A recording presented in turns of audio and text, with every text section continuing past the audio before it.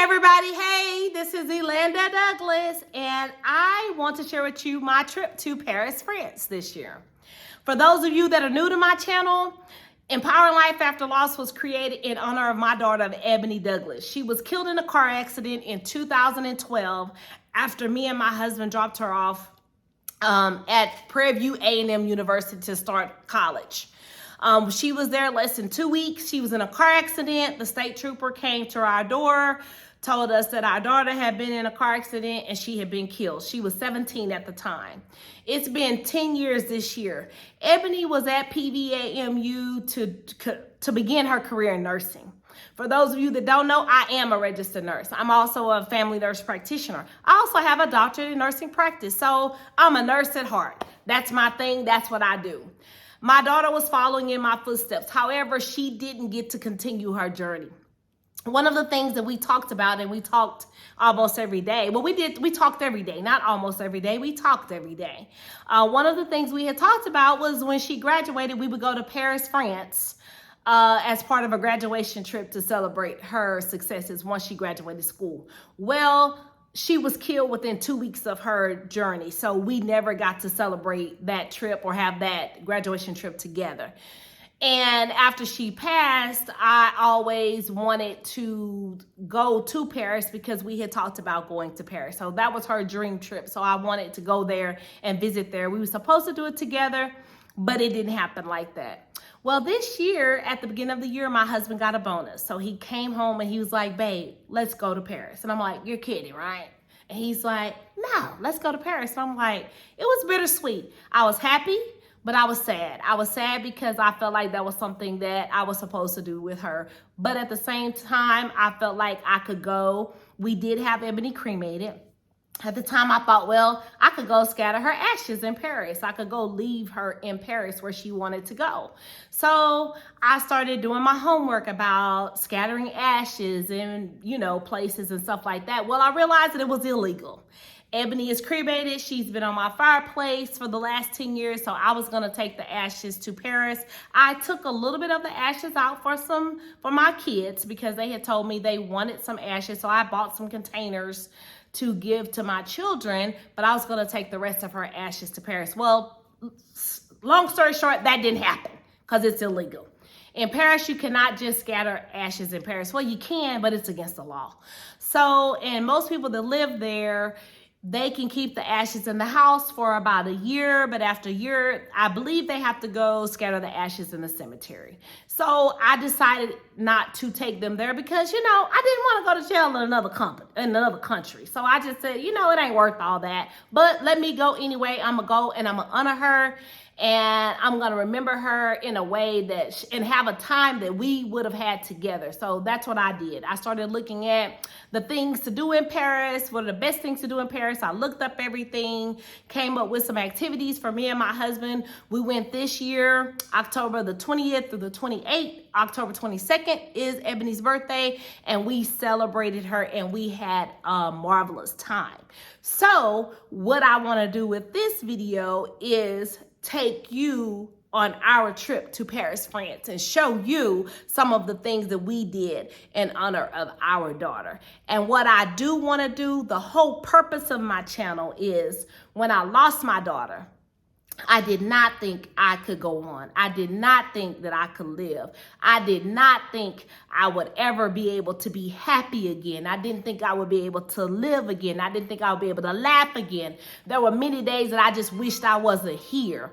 So I did multiple things to help myself through this journey. I went to counseling several times. I was depressed for a long time. I even had to get on medication for depression. So I went through a lot trying to get myself to the point of just being healthy and living after my loss. And I'm saying all that today to say that I still encourage people after they go through a loss, whether that be your mom, your sister, your brother, your aunt, your uncle, your grandma.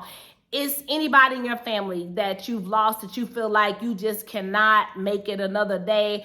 I am here to tell you that you can live after a major traumatic loss. So my whole channel is about not just talking about that, but also being about it and showing you how me and my family have continued to live. And I do want to say, some days when I'm not on this channel, I still have very hard days. You don't get over it. It never goes away. However, you can't learn to live after your loss and still have a healthy, happy life after you've had a traumatic loss. And that's the whole point of this channel. I am about to take you guys to Paris, baby. So stay tuned. Here we go.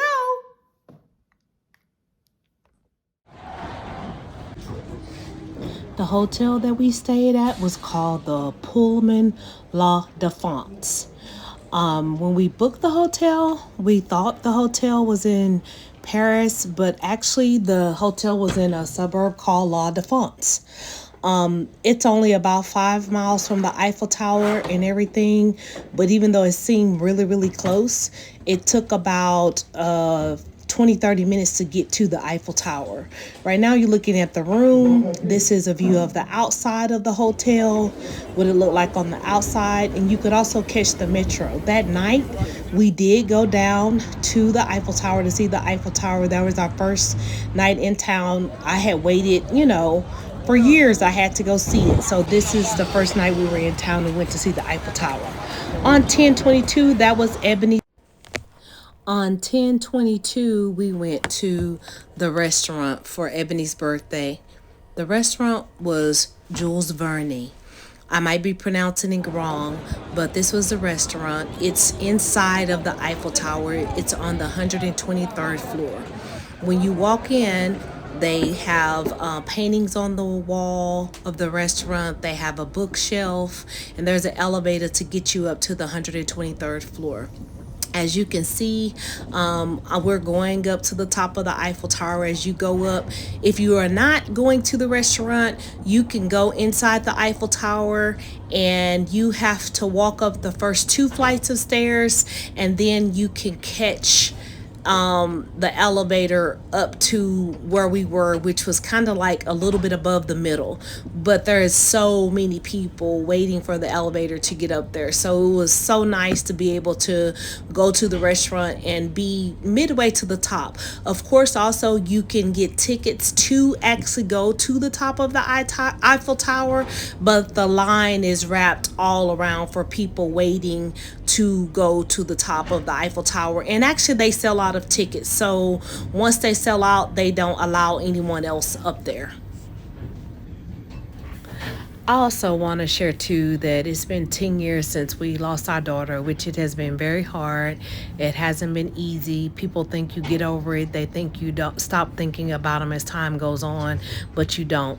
This is the first time in the last 10 years that I haven't been sad, depressed, and just in a really bad place on our birthday. My husband came up with this idea. I was able to celebrate my daughter. We were able to celebrate her, remember her in a very good, positive way. And I just must say I had a really good day, and I was not sad on this day. Happy birthday to Ebony.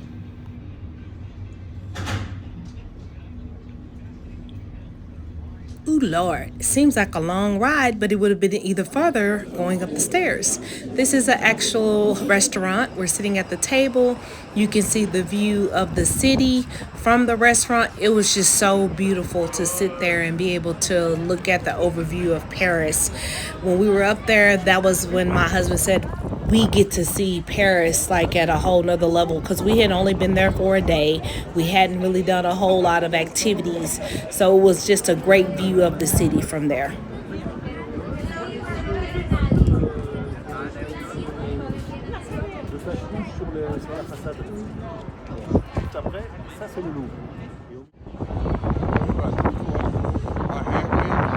We're out here on the Eiffel Tower, just stepped outside of our restaurant, but that's the top up there, right there. That's a video.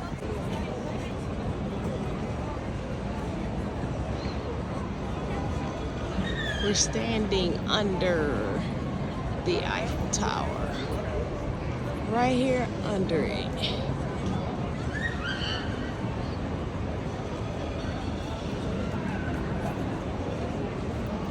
We had just finished our lunch, so we had walked downstairs and getting a view of the Eiffel Tower from the bottom. Now we're back in La Défense. La Défense is an area where a lot of people work. That's where the jobs are. It's like a suburb of Paris. So, like I say, 5 minutes from the Eiffel Tower, but it is still considered a suburb. We also went to the grocery store that night. I just thought it was interesting. It reminded me of like a super Walmart. The groceries were downstairs. They had electronics and things like that on the upper level. And again, we returned to the Eiffel Tower almost every day that we were there. It was just interesting to see the way it looked in different lights. At night, this was a view of the Eiffel Tower at night. We went there during the day, and depending on the angle, sometimes it even looked like it was different colors. It was just a great vacation. We also did a dinner cruise on the Seine River. This is just during the dinner cruise on the boat. I'm just taking some videos, stepped outside the boat. The Eiffel Tower lights up every hour for about 5 minutes after sunset, and it's just beautiful when you can see it lightning, doing the lights like that. It was a beautiful sight. This is my husband at the table, just taking some videos of us actually on the dinner boat, and the boat is closed in. It's made of glass so you can see outside. This is actually the Louvre. We went to the Louvre. The Louvre is famous because it has the original painting of the Mona Lisa. What you're looking at now, on the outside, there's a diamond standing outside. That's what that looks like from the inside of the Louvre. These are just some of the many sculptures that are within there. The museum was beautiful, but the most beautiful part to me was the ceilings. Some of the ceilings were just even more beautiful than the sculptures themselves. So every room we went into, I found myself looking up because it's just a beautiful sight to be able to see all the art and sculptures that they were able to put within the ceilings of this museum. The museum was massive. They have different rooms. You had to go in certain rooms so you could see the Mona Lisa, but you decide which room you're going to go in, and they have a time frame, so you can buy a ticket for 12 o'clock, 1 o'clock. So you just buy your ticket and you go to the museum, and you're able to just walk through and see everything that you want to see, or you can get a guided tour through the museum. But we just decided to go on our own, and the tickets to the Louvre were only $17 per person, so I thought it was a really good deal, and it's just beautiful.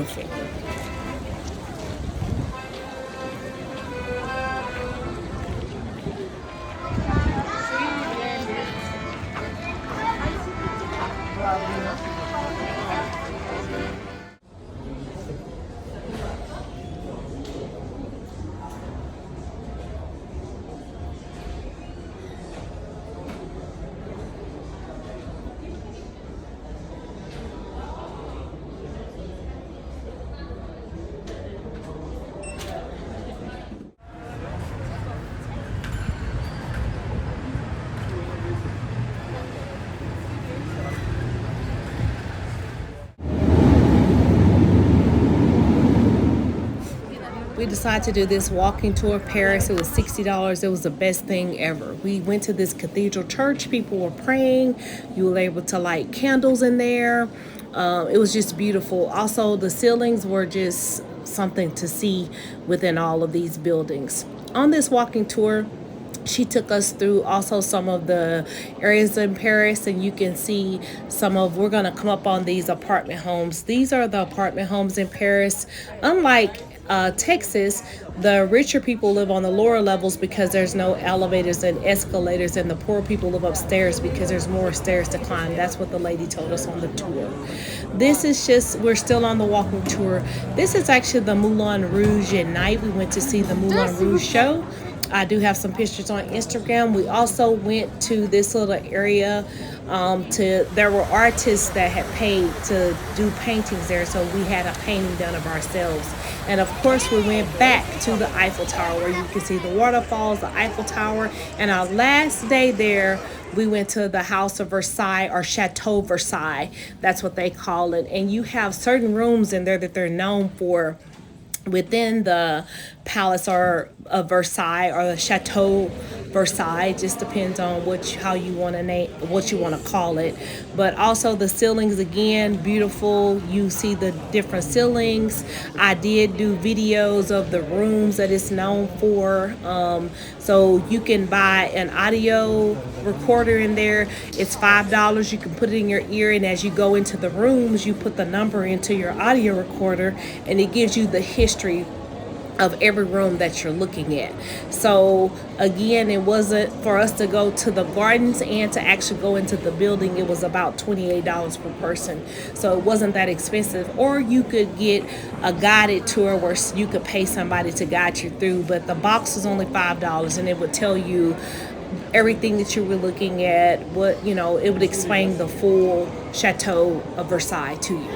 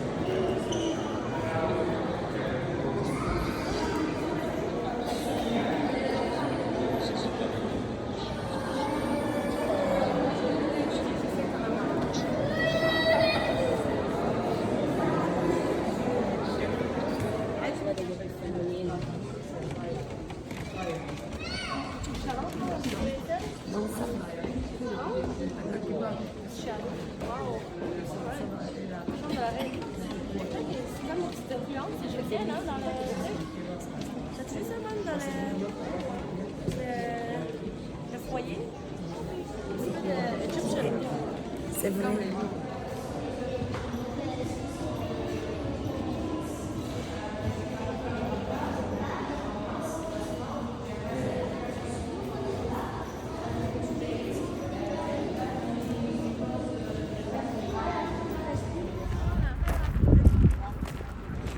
After we finished looking at all the rooms that we wanted to see in Versailles, we went outside to the gardens. You can rent a golf cart. The golf cart takes you around the gardens. However, you can't drive into the actual gardens in the golf cart. You have to park your cart outside and go walk into the garden so you can see the different fountains and the different gardens that are in Versailles. But it's very beautiful. And the golf cart is about $37 an hour. Without stopping, it takes about 52 minutes to drive through without stopping and looking at anything. But it was so worth it. Hey, I hope you enjoyed the video. I hope you enjoyed the clips.